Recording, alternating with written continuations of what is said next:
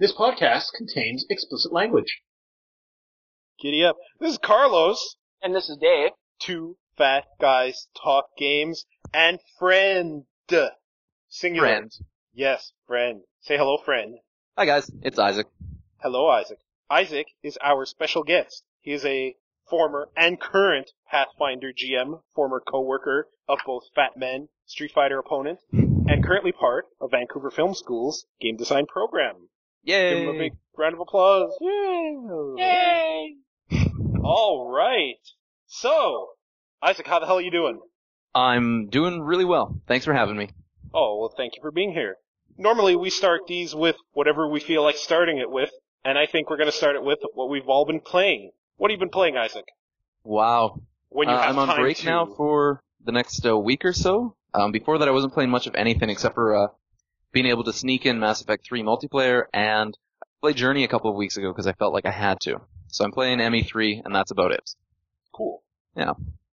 Blah. Dave, what have you been playing? Skullgirls, more Skullgirls, and SSX. Excellent.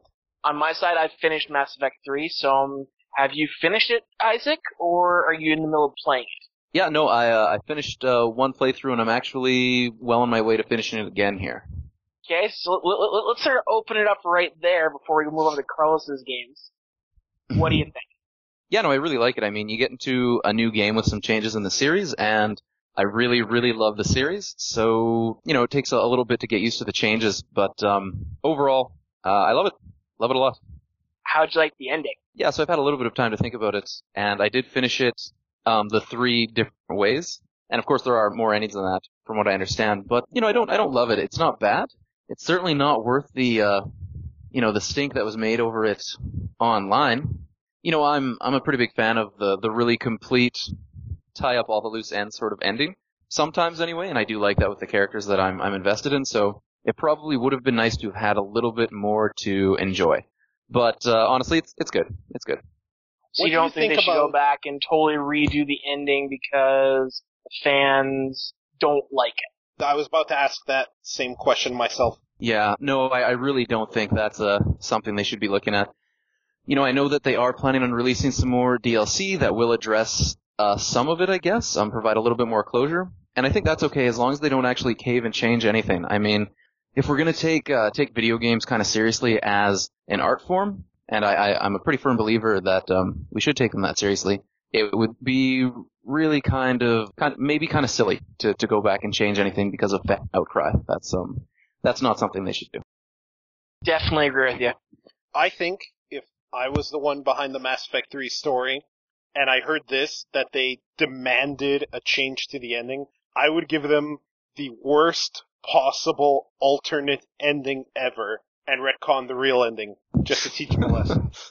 Like, Shepard becomes a transvestite, or a Turian, I don't know, and it involves dildos. Oh my god. Okay, so that's going to be that sort of a podcast. Cool. Who would that serve? It would serve my ego. Piss off all of your fans? By the way, this is an explicitly marked podcast. You can swear up to Oh, yeah, no, I know that. I just didn't expect dildos to come up. Just not quite so soon. I expected them to come up, of course. Just not in the first 5 minutes. Who would that be good for? My ego. I would honestly feel so pissed if people were like, hey man, we demand you change this ending. And it's not like people are going, hey, these controls are sloppy. Every time we try to aim, it freezes our Xbox.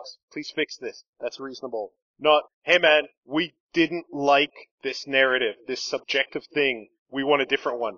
Fuck that. Now I'm gonna give them something they're gonna like even less. Or more, you never know. Alright. I'll go with that. I would not do that thing, but yeah, no, I still think it's silly. The outcry has been really, really silly, overblown. Good for the game, I think. No such thing as bad ink. So it's definitely good publicity, right? Yeah. Even bad attention is attention, and now people are going to be like, man, I got to play this game to get this ending. They're like, I don't get this game. I got to buy the first 2. Play those now. More money in BioWare's pocket. Yeah, for sure. Well, EA for sure, anyway.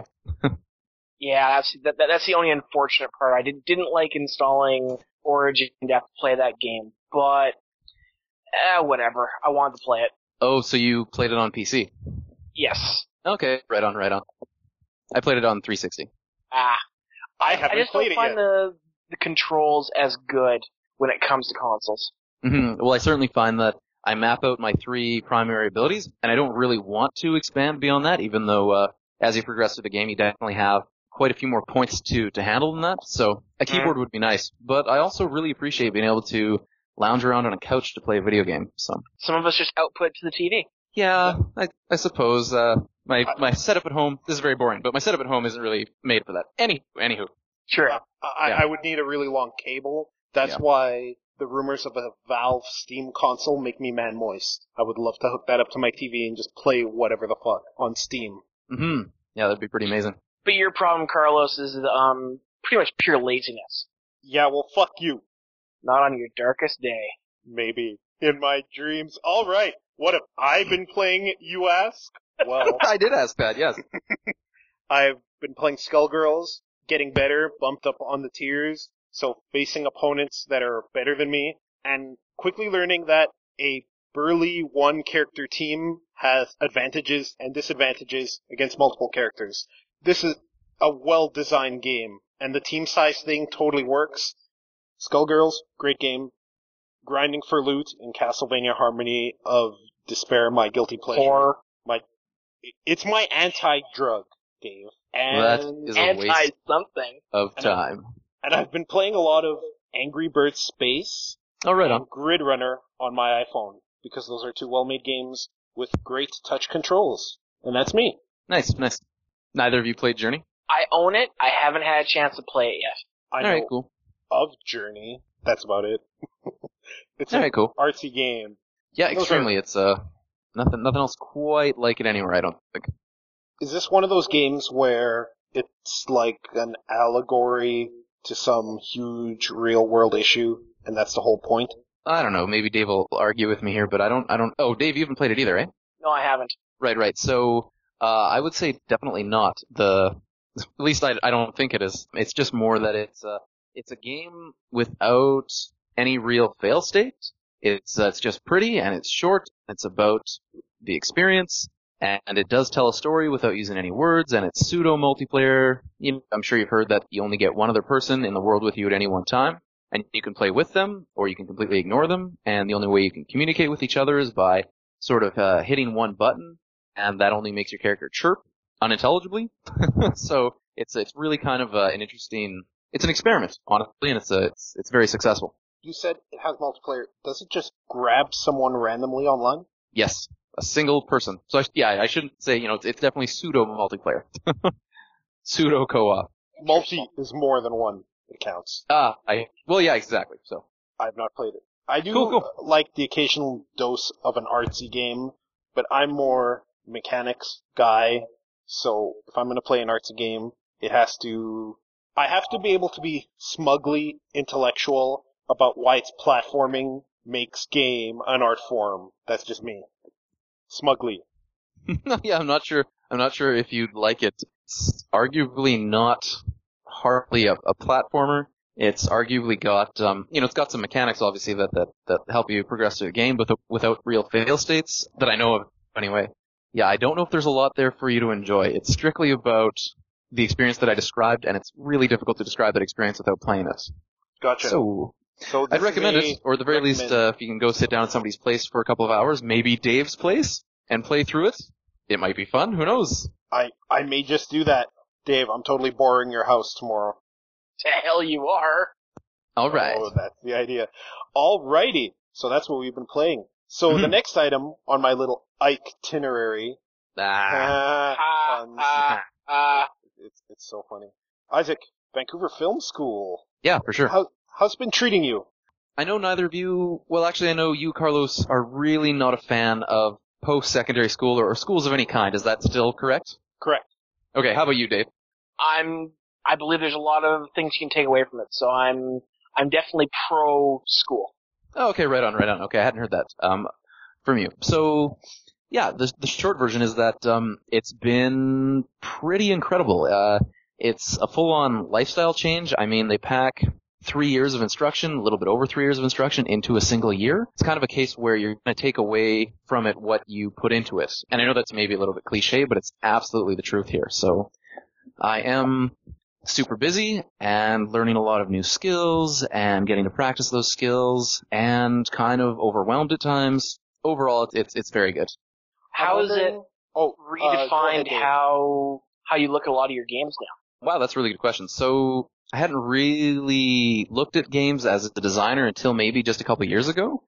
And yeah, how's it redefined that? I mean, you guys are obviously pretty familiar with the concept. Like you sit down and this applies to just about any discipline. You start looking at examples from that discipline, and it becomes very easy to break apart the composite part of it. Like, you know, if you're familiar with UDK and game design and art, you might start looking at Mass Effect, for instance, and be able to pick out the different meshes that are used to build those levels and the different effects and the decisions that the designers made and the writing. So, you know, it's kind of like almost like a double-edged sword, to use another cliche, in that it's really gratifying to be able to look at these things and, you know, video games, which I really, really appreciate and want to spend my life making, and to be able to pick apart those different features. And at the same time, you start to sort of learn, you know, how the designers maybe took shortcuts or why they made the decisions they did. And it sort of takes away a little bit of the magic. You know, you're both pretty familiar with storytelling and screenwriting. Yeah. So it's kind of like that, right? You've got the 8 or the 10 stories that can be told, and then every movie you see, no matter how good it is, you start slotting it into those structures. So positives and negatives, mostly very positive. You aren't seeing this, but there's a wide smile on my face, and you are totally right. When you start to learn how something's created, it takes away some of the magic. But I like to think you get an additional, different magic having that insight. Mm-hmm. And with that in mind, are there any games that you liked or disliked before, for whatever reason, that you have either new appreciation for or feel perhaps you had overrated, thanks to your experiences at Vancouver Film School? Yeah, that is a heck of a good question. I mean, this might be a little bit of a cop-out, but because I've been too busy during the year here to really to play anything, unfortunately, I haven't given a lot of thought to anything that isn't directly relatable to the classes I'm taking. So, yeah, Dave might be able to answer that question for me a little bit better in terms of his experiences thinking about things from design, from a design perspective. But I would have to I'd have to give that some thought. Ask me that later in the talk here, and maybe I'll get to it. Will do. Fair enough. Cool. Sort of ambushed you with that one. Hey, no worries. I'll give it some thought while we chat, I hope. No worries. Badminton Or if racket. not, we'll just bring you back for another one. Hey, that sounds great. Not during school, though. Probably, anyway. The badminton birdie is in your court, Dave. Really? Correct. Now you have to bombard Isaac with a question. Do a drop shot. Drop shots are no one expects the drop shot. Yes, do that dropping shot thing. Metaphor. Well, in this case, it still goes back to, like, you're into mainly the design of the game. So, are you really working with too much of the audio side of things? I would guess you'd have to, as from a design side of things. Yeah, interesting that you'd bring up audio. So, VFS has an entire audio design program, very much like ours, except focused on that very specialized and amazing discipline. So, we get a single class of it, and then we actually ask students from the audio program to collaborate with us to build our audio for us for our final projects for our games. And that's an experience I just went through 2 weeks ago now. So we do have a couple of collaborators. So it's just funny that you'd bring up audio specifically, because that's the thing that we spend the least amount of time on by far. That kind of surprises me, because one really big thing about a lot of our games these days is the music, the sound is what really defines the mood of a lot of our scenes. So I'm a little bit surprised that they would relegate that to the background, really. Oh, well, I think it's far less a relegation than it is, the program is strictly design. So we focus on the theory of design, practical skills around design and creating pre-production and planning, project management. Obviously there's art involved there. Honestly, and I've talked to people about this. This program could easily be, well, elsewhere it is 2 years long or even 4 years long if you're going the sort of the traditional route. So if we tried to add audio to the mix, we would we'd dilute the skill set, frankly. Okay. Love audio, got a lot of respect for what those guys do, and I'd love to have, more developed skills there, but we just don't have time. No, and that's a fair enough comment. I mean, you can't be perfect at everything after a class. It sounds like this is really one of those, you should be going for another year or two to actually have that included in a skill set. Oh yeah, definitely.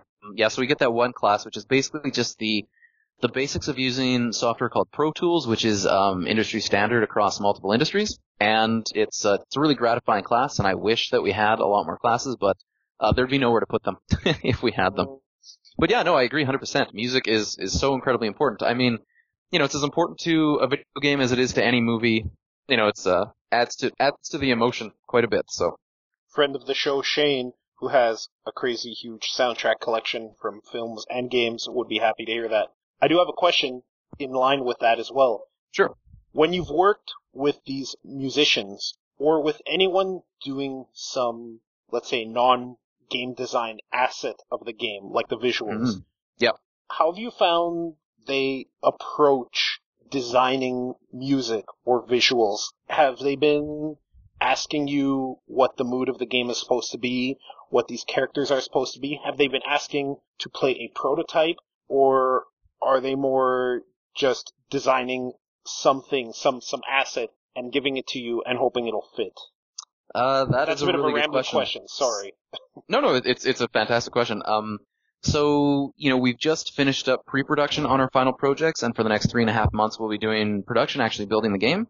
So it's a little premature for me to be answering this, but I can tell you exactly how it went with the audio collabs that we have now so far. So during pre-production 2 weeks ago, we put together a presentation to make to the audio collaboration, to the audio students, and we took that in along with our prototype, and we got in front of a group of about 10 of them, and there are a bunch more that couldn't make it that will be watching the videotape of our presentations, or have already watched it, I should say.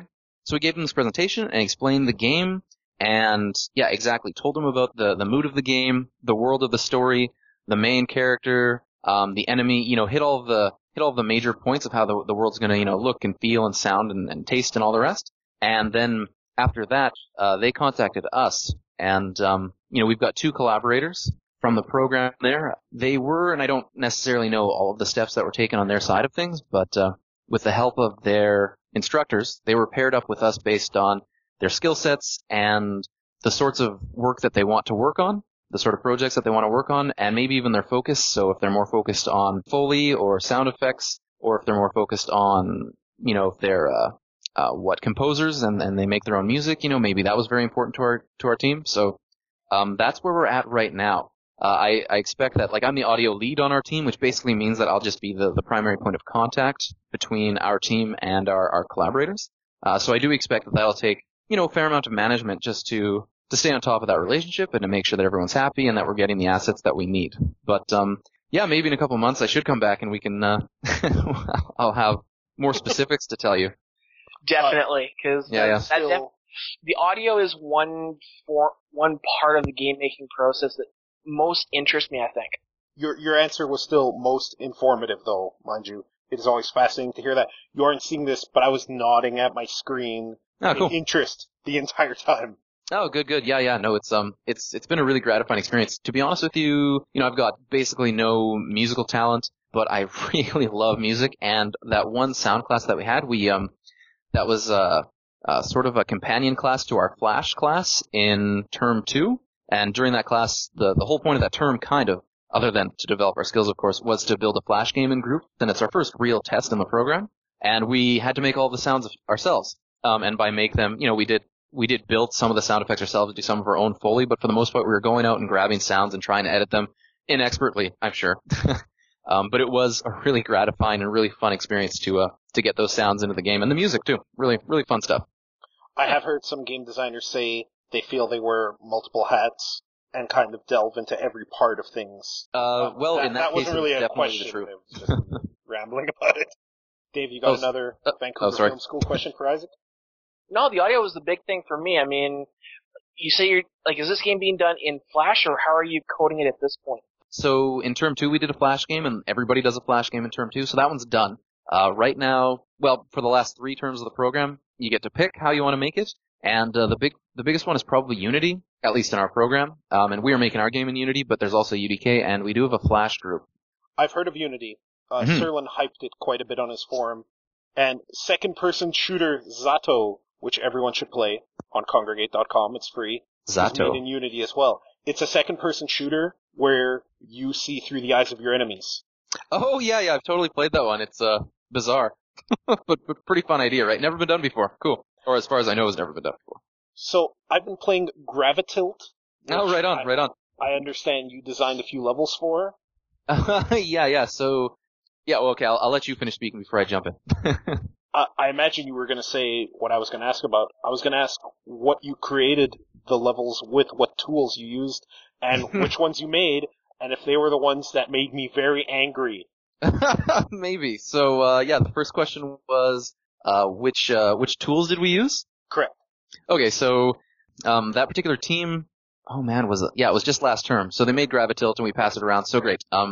That team had the forethought to, and this was a team of 3 coders, 3 programmers in our programming stream at school, and Gravitilt was their final project for that particular class. So, these 3 coders built Gravitilt and then also included a really simple to use level editor. I mean, crazy simple to use level editor. Basically, drag and drop. So, yeah, I just dragged and dropped in some things to make levels for them. Yeah, so you're playing Gravitilt. That must mean that you also have access to the level editor because it was part of the bundle as far as I know. I may not have noticed it. I kind of jumped into the levels, and I occasionally reached a few that made me shake my head and go, Isaac better not have made this fucking level. I don't think so. I can't remember how many, 2 or 3 for them. One of them was shaped like a Goomba and wasn't very hard at all. And the other one was a multi-room level where all it would take would be some patience. It wasn't particularly hard. Oh, it said woot in there. Did you get to that one? I don't think I got to either of those. So okay. No worries. I don't have to murder you. Yeah, some people made some pretty challenging and annoying levels, so, but that's, that makes for a good puzzle game. It is a well-made game. I do think, I'm not a big fan of touch controls in action games. That Agreed. said, I thought the use of the iPhone's hardware was very novel. Mm-hmm. Yeah, they did a good job.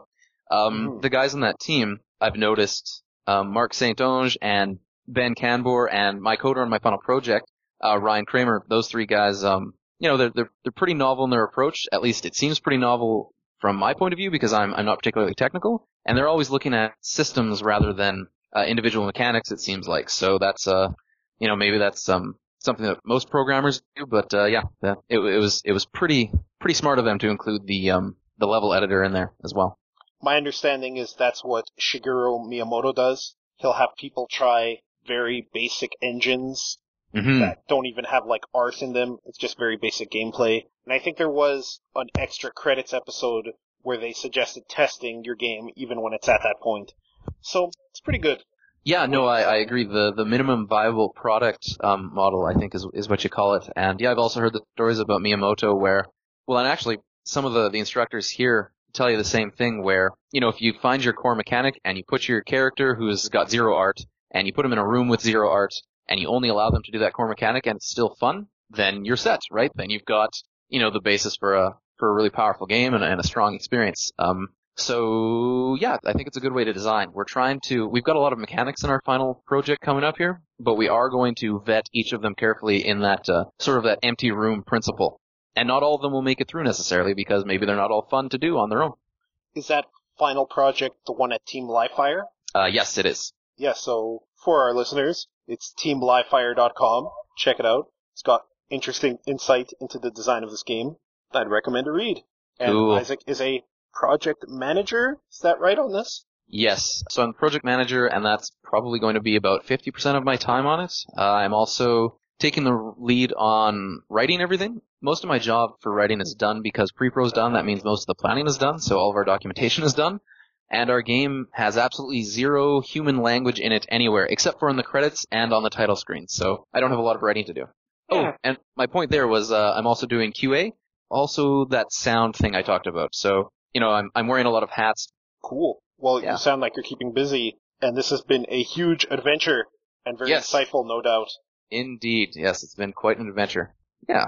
Because you're in more of a project management sort of system, I'm guessing you haven't done too much on the graphical side. Personally, no. I will be doing the minimum amount of artistry myself, and I'll be doing a little teeny tiny bit of coding myself, basically just so that I understand what's going on and so that I can better implement the work pipeline from design all the way through to implementation. So you understand what they're going through while you're managing a team sort of thing. Yeah, that's the goal anyway. You guys know that I'm not terribly technical, so that's been a real challenge for me. It's kind of funny. So I'm a fairly mature student at the school. I mean, I'm the oldest person in our program at almost 30 years old here, and we've got guys coming in, guys and girls, I should say, coming in, and they are, wow, I think we had a 17-year-old or 2 or 3 17-year-olds. So I'm coming into this thing as, older, obviously, but I've also got less developed technical skills than a lot of the students, or I had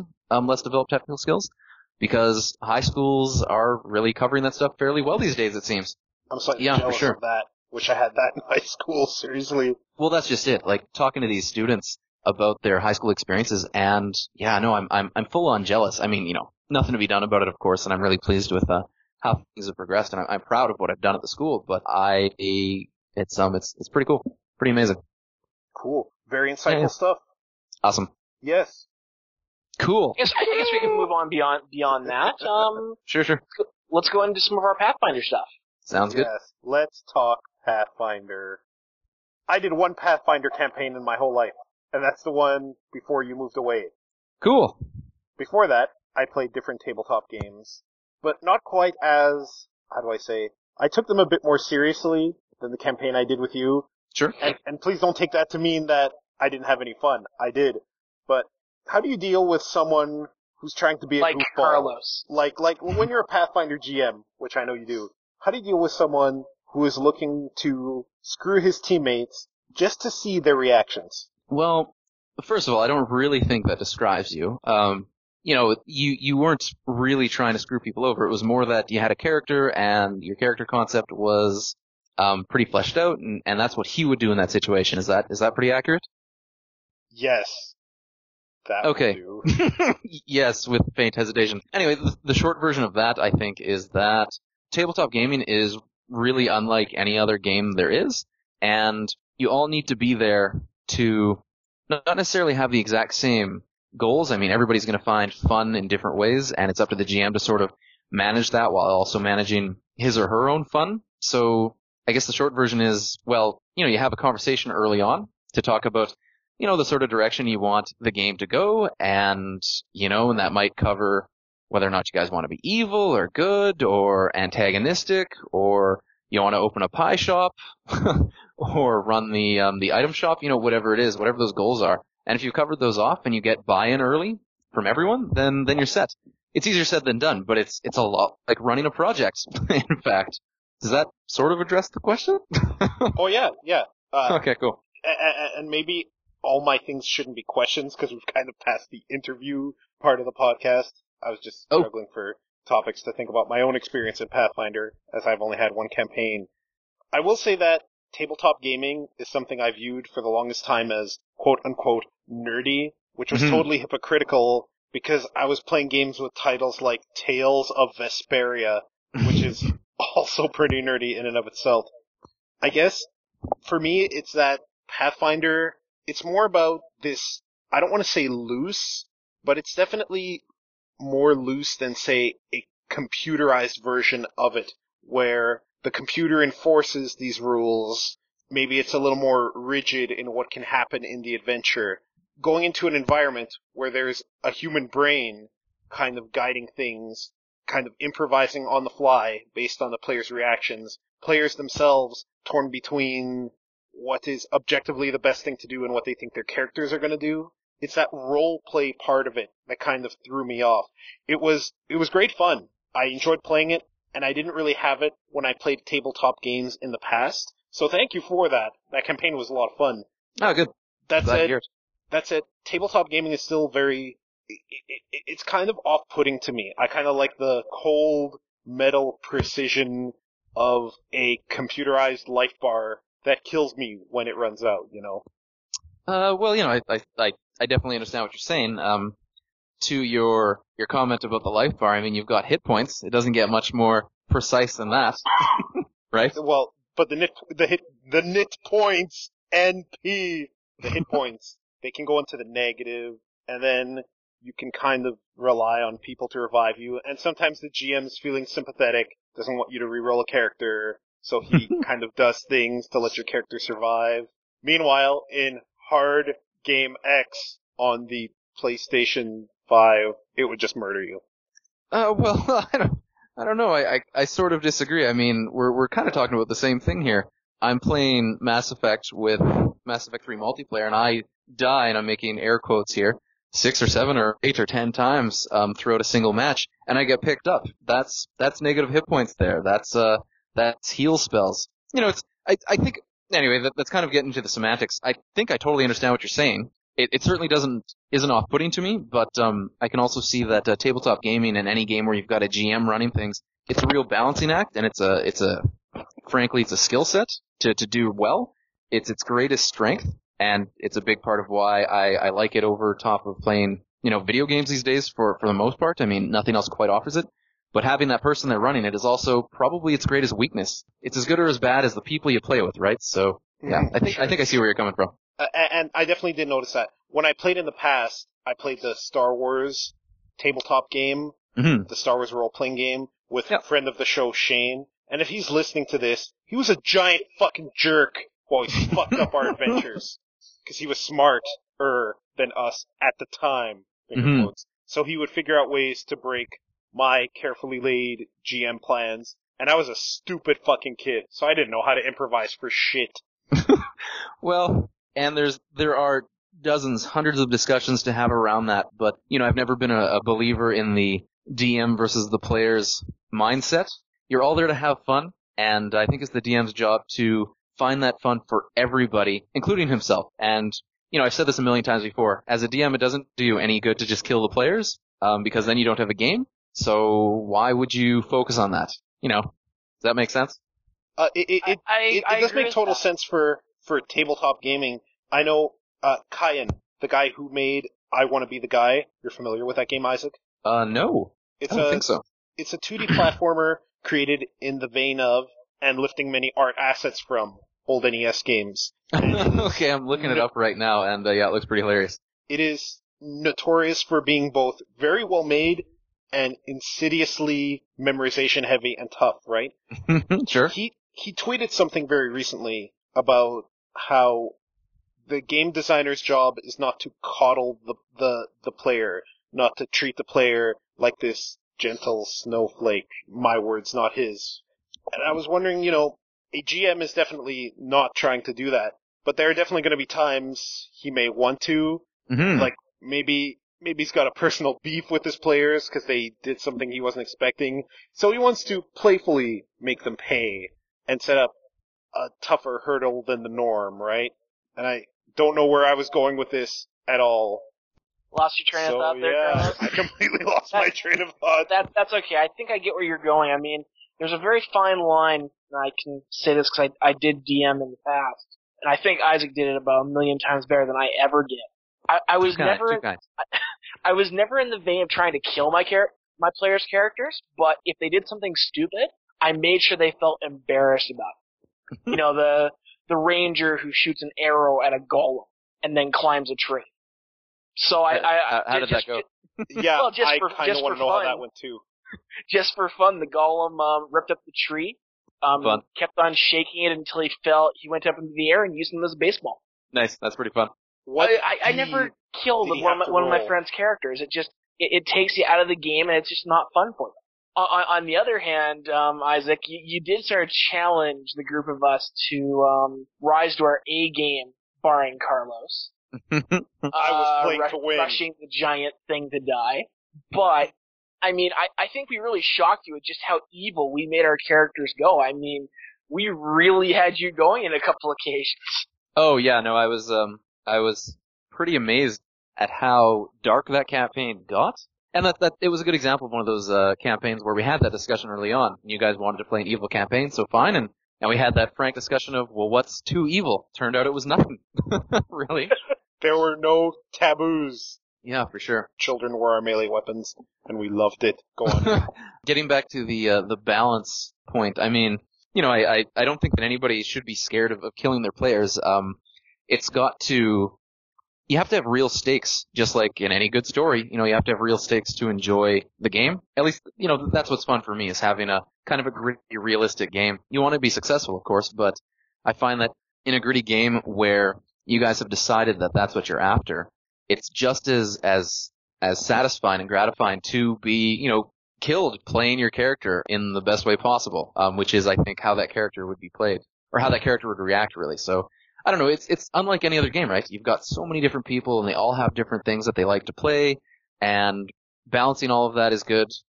Yeah, I just don't think you should be out to coddle anybody, and you definitely shouldn't be out to kill anybody. It's just, there's a happy medium there.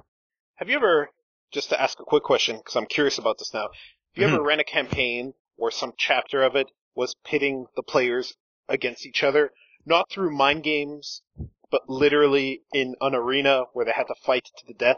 I haven't. That's a really interesting point, though. A few years back, quite a few years back when I was in college the first time, I was running a game back then, and I lied to you just now. It wasn't my game, it was somebody else's game. But my suggestion was that just for fun at the start of every session, we could basically do exactly that, just have a little, fight off just for the fun of it.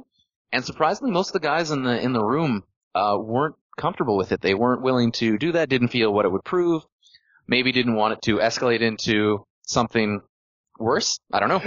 I just wanted to do it for fun. But what do you do? Man, could you imagine our dark group doing that? I know what my obviously, first action would be. I think it would be okay, right? If it was just for fun. I mean, so you've got this character that you've invested time, like lots and lots of time, and I guess that's one huge negative of tabletop gaming is the amount of time invested there. But yeah, you put all this time into it, and then, if you actually died based on this arena battle, that could be really disappointing.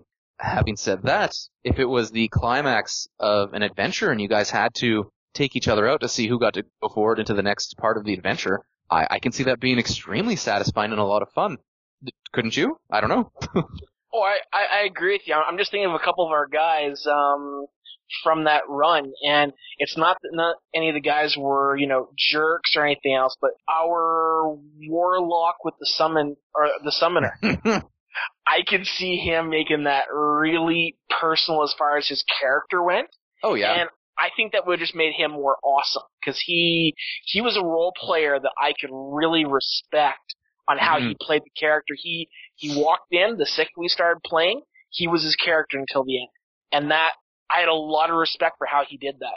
Yeah, no, for sure. And that's, to be honest with you, we're not going to talk about, or not say his name, but, yeah, that's my favorite kind of player who really gets into it and really enjoys building on the strengths of the media, or the medium, which I think is being able to be that character, basically do whatever you want. And he bought into it right from the beginning. He was really good for that. And yeah, he would love to fight each other. That'd be his favorite thing. I think he was the best at it, followed by our ranger, and his fixation on eyeballs. Oh yeah, right. Yeah, you bring back some memories. It feels so long ago. That was a long time ago. That was like 10 months ago. Yep. Yeah, no, that was a lot of fun. Good experiment too in evil campaigning and how that sort of thing can come about. I think if we ever had such a Pathfinder PvP session, I would just come prepared with 8 different characters and seriously just huck them like they were candy into the arena. Yeah, well, I've used a multiply power. There are now 9 of me. That'd be pretty hilarious, actually. Whatever's most fun for you. Most fun for me is winning and being a jerk and then laughing about it. And then feeling small when I make horrible mistakes. Like when I revealed I was from that city that I should not have revealed I was from, and everyone on the table was like, fucking Carlos. I'm like, ooh. That was pretty awesome. I feel tiny and small. Yeah. Yeah, no, for sure. That's definitely part of the game. It's good to have people who pay attention, and sometimes for the DM, it's really great to have people who don't. You made that whole thing a lot simpler for me. I'll take couldn't that talk ourselves out of that one. I tried to talk myself out of it. It didn't Yeah, it was work. a good try. I didn't roll the proper Ds. So, one thing I was hoping we could talk about is there some way, and I know there are some games that have tried this, and other games have components in them that have tried this, that are not necessarily the core game, but an option. Is there definitely room for, and of course will that grow, an electronic version of that tabletop experience, where people GM or DM, whatever the letters are, Both. where they do that from a computer, and players log in to this adventure and do it all electronically, and, all of the calculations and stuff are handled by the computer, but you still get the human component of a human-managed and human-fueled game. Yeah, no, I think it's definitely possible. I mean, it was basically done with Neverwinter Nights. Having said that, I never played that part of it, but they did have a DM/GM system, and I wish I could speak to it more, but I assume that the DM would still have to build everything ahead of time, just like a normal DM. Then I'm not sure what his role was during the game, but yeah, no, it's sort of been done. I know that City of Heroes did it too. There was a user-created content patch, and you could actually level up in these user-created challenges, right?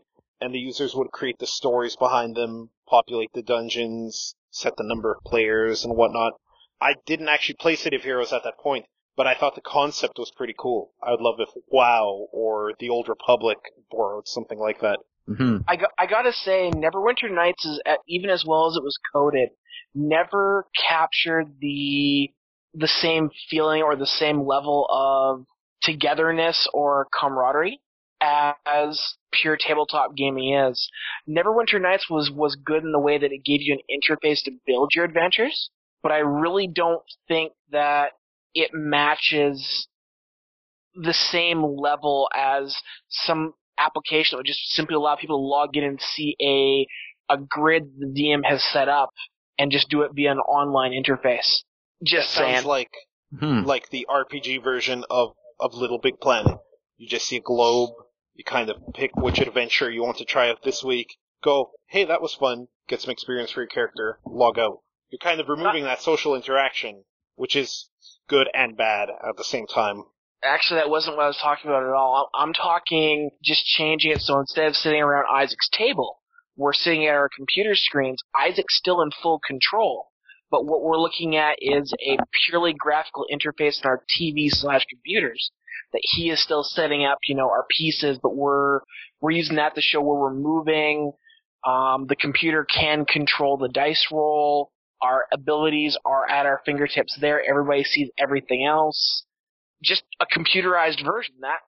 I think that's where we should be going with this. Not getting rid of tabletop gaming, but if still keeping that social interaction, much like we're doing right here in this podcast, but still giving the DM the opportunity to fully control things, to see things, but yet still give the players a more graphical interface. Not that I didn't love your maps, Isaac. You still did your absolute best to make us invested in everything. Yeah, no, I hear what you're saying. I mean, we've, since I started playing D&D when I was 17, that's been something that we've been talking about, wishing existed. Some sort of a rig which could, have a drag and drop GUI, and you could build the maps and control the, what the players see and what they can't see and roll the dice. I'm pretty sure there's software out there that does stuff like that, or maybe exactly that. But unfortunately, I've never had experience of a good one. I would like that so I could just play naked. Good. just play nude. That was one thing I could never do at your place, Isaac, was just strip. Cool. No. This is true. Yeah, no, for sure. It's this is objectively correct. You could not strip. Rolling eyes. Roll to save against stripping. Anywho, yeah, somewhere somebody's working on it, I'm sure. I've noticed there are quite a few games kind of trying to incorporate the idea of a dynamic, spontaneous event in them. In the upcoming Phantasy Star Online 2, which everyone in this house has a beta key for, because we registered on the Japanese website, you'll sometimes be running through a dungeon, and this is a very Diablo-esque game for anyone who's not familiar with it, although it's more behind the person's perspective. It's better controlled with a gamepad. Sometimes you'll be going through a dungeon, and the game will randomly generate events that'll happen where some person will send out an SOS call, or suddenly you'll be bombarded by something and you will have to do something outside the norm that you normally wouldn't have to do to continue on your quest. And I know there are all kinds of games that do these now, these spontaneous events that can just hit the game and make life, well, ideally, they want to make life interesting for the player. And that's something that screams as being borrowed from the tabletop genre, if you will, very heavily. Sure. You know, that wasn't actually a question, I was just talking. Gotcha. Yeah, no, I'm not. Do you have an example? Yes, the one I mentioned in Phantasy Star Online 2. You're running through the forest, and then you'll get a mayday call. You'll see some personal transport craft falling somewhere. You need to go to its location, and it's being ambushed by monsters. And now you have to take out the monsters to help this craft. But that event may or may not happen, for example. Oh, okay, gotcha. Okay, so I'm kind of curious here, Carlos. How does this sort of borrow from the tabletop genre? I mean, the DM, GM, I'm just going to refer to him as DM from now on. The DM is in full control of all encounters. There's not really a random encounter system unless he decides that, random encounter in the middle of the world, roll a die, here's your monster. I mean, that's still controlled very much by the DM. That's not exactly dynamic. What if the DM decides to shake it up? Because perhaps things are going a little too well for the players, and the DM kind of wants to introduce a hurdle that perhaps was not there in planning. I'm sure this happens. There's got to be some DM somewhere who does this, Isaac. Usually, all the time. Usually, though, it's more in reaction for the next session. I know Isaac told us a number of times during our game that, well, that really went a lot easier on you guys than I thought it would. This one took a lot longer than I did. So I know you changed things up a little bit, Isaac, but did you ever really do any sort of dynamic, oh crap event, let's make this longer or let's make this easier? Other than the earthquake at the end. Yeah, so, no, that was planned, actually. The short version of the answer is definitely yes. So I'm not trying to take sides, but there were very few encounters that you guys had that weren't changed in some way, even midstream. Most of the time, if I see that, kind of for continuity or maybe verisimilitude for the characters, like for instance, you finally run up against Monster X, right? And you've been hearing about Monster X for the longest time, and Monster X is supposed to be super tough. And you guys start the fight, and somebody has some lucky rolls or who knows what, and Monster X is basically dead within 6 seconds. Totally cool. Like I can't remember exactly when, but that's what I'm trying to say. Like it is a pretty common thing. So in that case, I would add a ton of hit points to it, because otherwise, not only is it going to be a very boring encounter for everybody involved, and the stakes are low, but it also kind of takes away all of that previous the build up, the information you got before. So yeah, short version is absolutely just about every encounter is modified in some way. Maybe a few more guys. I'm gonna say spawn, but maybe a few more guys, swim out of the lake to attack you, or a few more zombies crawl out of the ground, or who knows what, right? Yeah. Dave. I'm not trying to take sides, but it does happen. I think probably all the time. Okay. It definitely does in my games, unfortunately. Well, I'm going to reference a character from your campaign there. You may not remember everything, but our encounter against the Chaga. Yeah, for sure. Did you give him a lot more hit point during that battle? No. We played Mario across those mushrooms and really did a lot of damage to him in the first, or rather the archer did in the first 20 seconds of the battle. Right. No, that's a really good example. So in that particular case, when you guys did a ton of damage to him, he used all the abilities he had and escaped. So in that particular case, and I guess this is maybe revealing all of my secrets, but yeah, in that particular case, knowing that I had an ability for him to escape, which was in this case to turn invisible and basically run away, I had that happen, so that he could fight you guys later on down in the tunnels. And I'm sure you recall, but that's when the TPK happened. So I didn't have to pump him up at all, but and it's funny, there's a fine line here. I don't want to make any player anywhere or convince any DM that they should be doing this all the time. If the player's using, good tactics or whatever it is, come out on top and it's an easy fight for them, you don't want to make everything absolutely hard for them. Like sometimes you need to have those wins, right? Otherwise it's going to be very unsatisfying. And also, if the DM's just going to fudge all the numbers all the time, you may as well be playing a diceless game, right? Like at that point it's just kind of straight role playing. To take this into a genre you might not think about, a lot of Japanese style shoot 'em ups have done this for some time, where if you're playing very well and scoring very well and killing lots of enemies, there will be a lot more enemies all of a sudden. There were lots of high-scoring strategies in Ikaruga, let's say, where if you killed enemies quickly, suddenly more enemies would spawn that normally wouldn't, that you'd have to deal with. And it happens in Jamestown as well, which Dave and I play quite a bit. Sometimes in the beginning of Stage 2, if we're doing really well, it'll spawn 2 of a sub-boss instead of just 1. And if we kill him real quick, we have to deal with more enemies that normally wouldn't appear, right? So games have been doing this for some time. Not just the obvious candidate, which is the RPG or the tabletop yeah, for sure. game. No, that's a really good point. You know, I guess if I had to wrap up my thoughts there, it would be just that it's just such a balancing act, and you need to maintain that balance in every decision you make and in every encounter you have, and in the player's fun factor and your fun factor. So yeah, it's a constant game changer. With that in mind, I was wondering, for people who have GM'd, and I think all three of us have done it to some extent, what your biggest curveballs were, as in curveballs that players threw at you, and how you dealt with it. And maybe me personally, or did Dave want to talk about that, or? It doesn't really matter what order we go in. I'll start us off with an example.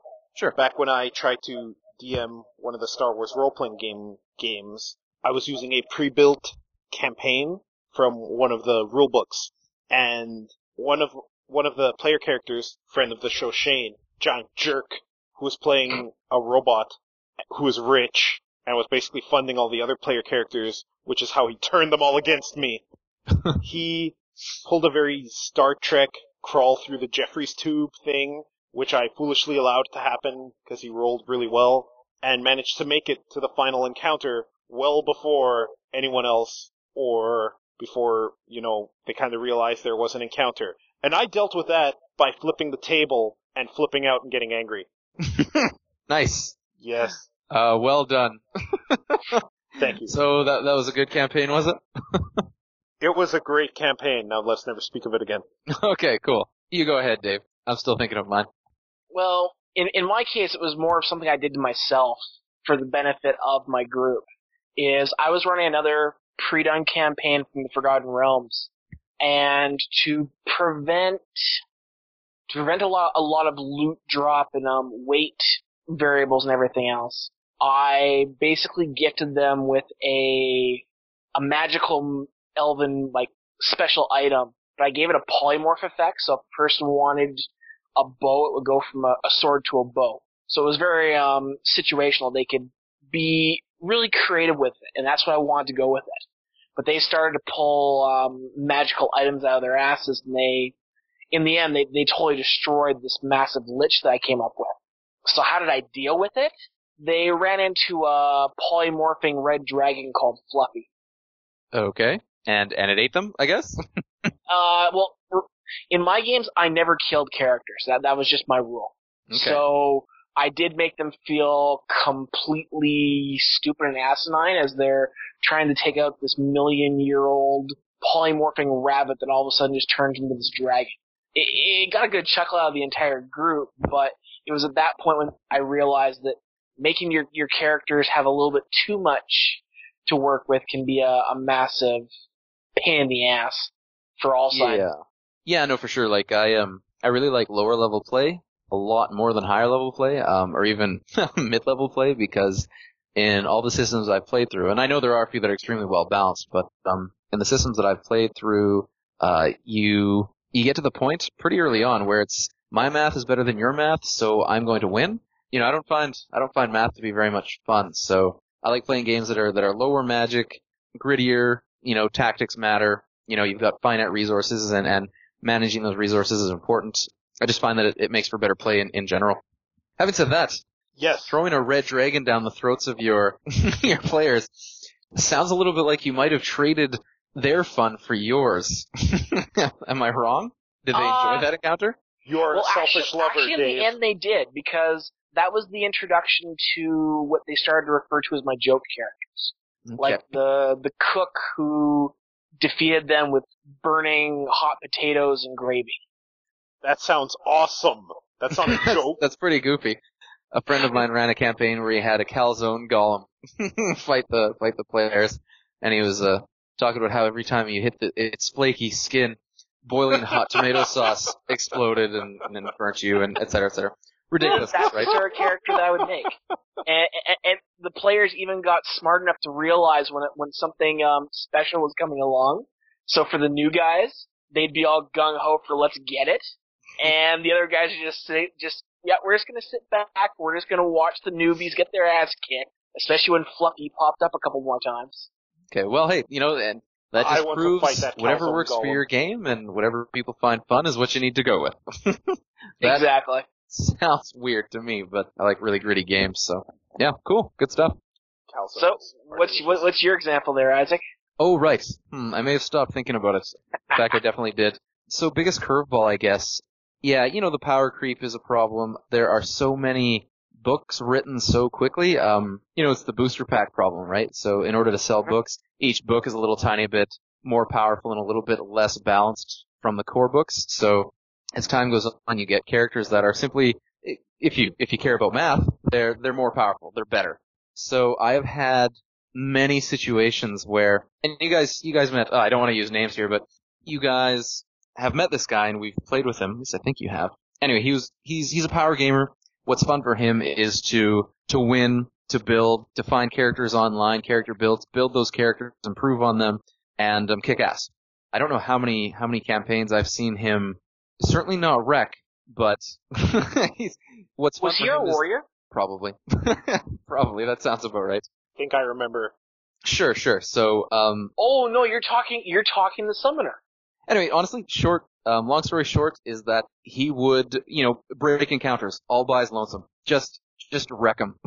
You'd have a boss encounter that you've been leading up to for 10 sessions, and he would just throw balance out the window by dealing, X amount of damage in round one and making it a non-fight. So, those sorts of curveballs are frustrating, but what's nice about it from the DM's point of view is that you can invisibly course correct. So you can still provide that moment where the characters are kicking ass and provide a real visceral explanation of what's going on, and they get their satisfaction and they still do the damage and they're still absolutely integral. But if you add, more hit points or whatever it is, that's invisible to them, but everybody's still happy, and you still get that fight. Again, though, it's fudging the numbers, which isn't ideal, but I mean, it's always going to happen. It's the way it goes.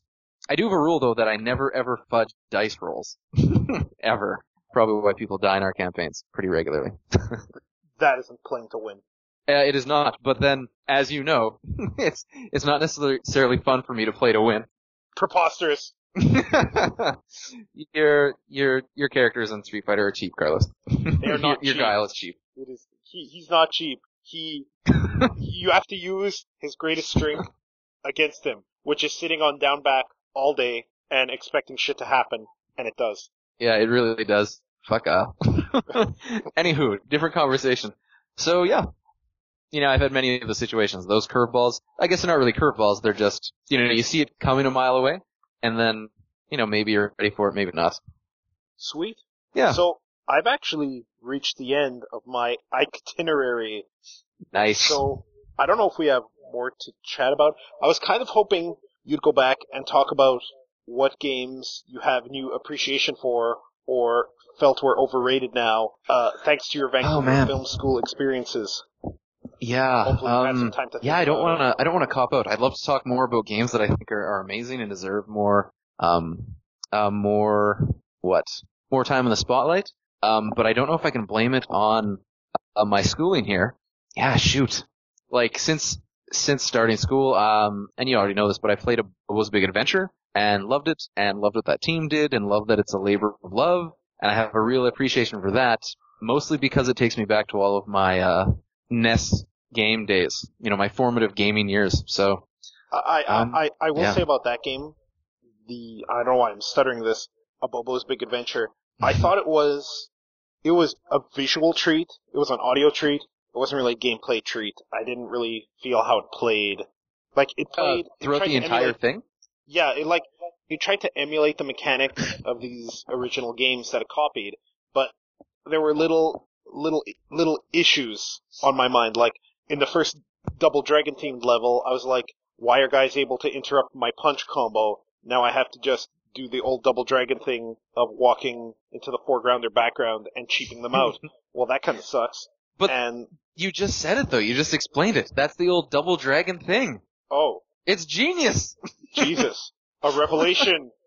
Revelation. Time compression. My mind is blown. Yeah, no, like, it wasn't particularly well balanced, and the control scheme wasn't necessarily great, but neither were those games. This is true. Yeah. You're right, though. It was a huge labor of love. But I interrupted you. And I love that. It took them a long time to get it going. I think they started thinking about it in 2002 or something. So that was a long time coming. And I'm glad they did it.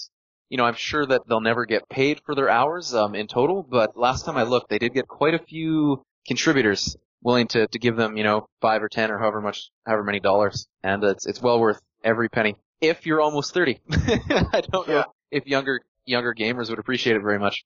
I think once I've dusted off my financial troubles and have more to show, I am eyeing Kickstarter very, very closely, just because so many people have gotten things funded through a Kickstarter campaign. Very recently, David Serlin funded a whole Puzzle Strike expansion about it. And that's awesome. Did you contribute? I didn't, because I am poor as shit right now. Bummer. But I helped him in what I did is I emailed him the picture of Gormlap, which I used in our campaign, my half-orc bard, and I told him that's my contribution. This is a bad start. Yes. You emailed him that picture? Yeah, I emailed it to him. What is he going to do with that? Well, I told him it was either that or I could, contribute craft dinner, because that's the only other thing I have. Nice. Yeah. Awesome. I really support a lot of people who are doing the indie thing and making it work, or the pseudo-indie thing. It's kind of a big deal. It's pretty exciting. Yeah, it's a good thing to do. It means a lot more projects are going to get done that wouldn't have. Yeah, and that's really the thing. Like, if you have enough fan support, we now have this, I shouldn't say devs now have this avenue to fund a game. Look at Tim Schafer. Way more effective than, campaign door knocking and putting a PayPal donation button up, because everyone knows about it now, thanks to what's the guy? Schafer? Thanks to him getting millions of dollars for it. So now this is wide open. And it's kind of exciting to think about, maybe getting that big hurdle out of the way in a week and a half because of a good Kickstarter campaign.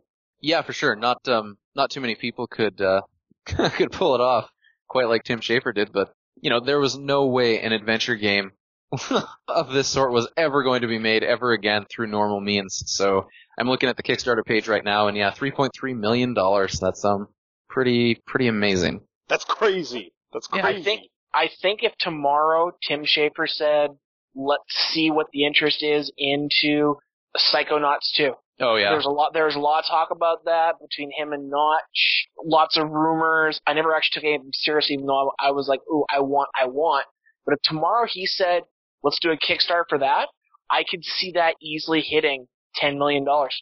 Yeah, I'm not sure if I'm going to put a dollar value on it, but it would be popular. No question. Tim Schafer's... It would get funded very really do any wrong. Comfortably. I mean, the worst people can say about him is he did Brutal Legend. It wasn't their cup of tea.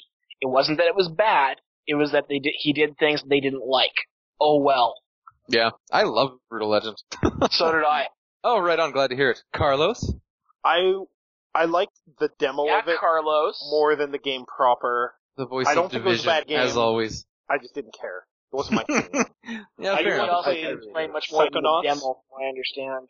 I do want to play Psychonauts, because I saw Dave play it, and I'm like, this looks like my cup of tea, and I totally have it on both Xbox and Steam, and one day I will get to it in 5 years, 10 years. Mm-hmm. Never. Yeah. So yeah, we just seem to be chatting randomly now. Yes. I don't know if that's really the point of the podcast. Did you? This happens. Did you want to? Yeah, oh no, for sure. Did you want to circle it back to anything in particular, or? I don't know if you've listened to our past episodes, but it kind of comes to this. Yes, is how no, we for kind sure, of know for sure.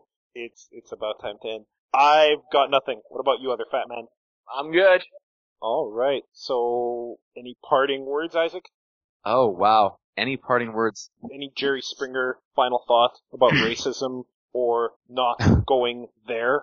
I was going to say, when I was thinking about doing the podcast here, I half expected one of you to ask me whether or not you think you have to go to school to learn this stuff and be successful, or at least enter the industry. Did one of you want to ask me that question? Yeah, I'll do it.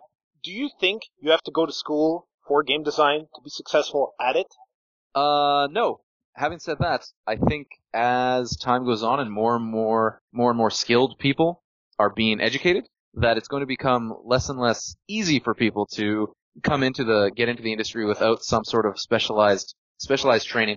Having said that, if you can prove that you're able to do something well, and it doesn't matter what your education is, this industry in particular seems to be open to allowing you to prove it and pay you for it. But you've got to be able to prove that. Barring that, yeah, I think going to school for a while is probably the best thing that you could do if you wanted to get into the industry. I mean, every 2 months from our program, there are 25 to 30 people graduating with a diploma, and about a quarter of those people are finding jobs like immediately. So, yeah.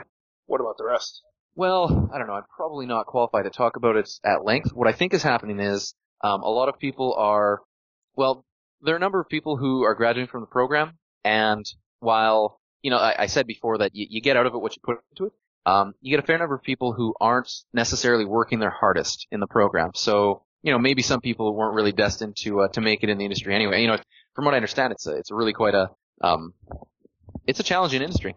It's challenging to work really long hours, and there's a lot of strain there. So there's that. I think the other side of things is that, Vancouver has, is it the largest Canadian center for gaming? It's the largest or the second largest anyway. There are a lot of jobs here, but there aren't enough to support 25 or 30 new grads every 2 months. And that's just from our school. I mean, there are many more and many people elsewhere trying to find jobs. So I think a lot of people also aren't necessarily willing to move right away, or at all, maybe, to find work. So I think that might be limiting some people. Yeah, and other than that, it's like any other industry. It's competitive. It's hard to find work, unless you are able to demonstrate how good you are. An excellent answer. And Isaac, thank you for coming on the show today. Hey, thanks so much for having me. I appreciate it. Like to do it again sometime. Yes, you're welcome back anytime. Have you again sometime. So, this is Dave. This is Carlos. This has been Two Fat Guys Talk Games and Friend signing off. Take care, everybody. Stop Dun dun. now. Penises.